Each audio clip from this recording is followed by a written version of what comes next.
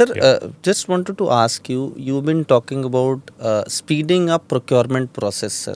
So what are the steps that you have already taken, and what is the kind of uh, the time reduction that you are looking at? Like, if you have to buy a missile right now, what is the time taken, and if once this reform is implemented, how much time that will take?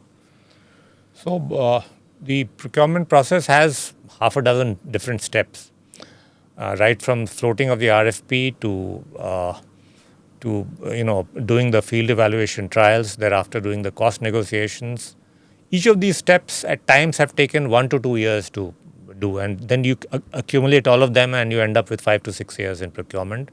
Ideally, I would like to see a situation where the maximum time taken for any procurement, even the most complex ones, should not exceed about 2 years.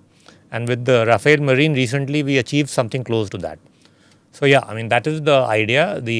Some of these steps in this process have to be compressed, and that is the kind of accountability I'm sort of seeking from my own officers and from the services when it comes to field evaluation trials, which are mainly done by the services. I intend to sort of ensure that they also get it done in about 6 to 8 months rather than 2 years that they've been taking earlier. So that process has already been completed. We've issued directions on the compressed timelines for some of these step processes.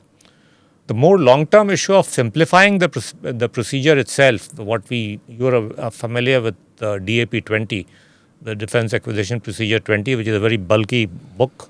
It's a Bible for all the defense industry.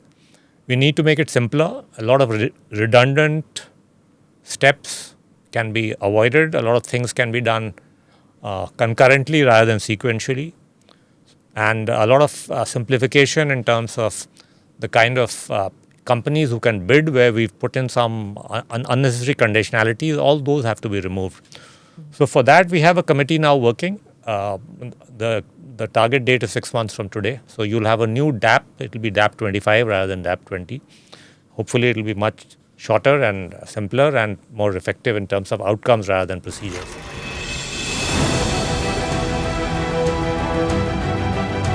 Namaste, Jai Hind. You're watching ANI podcast with Smita Prakash.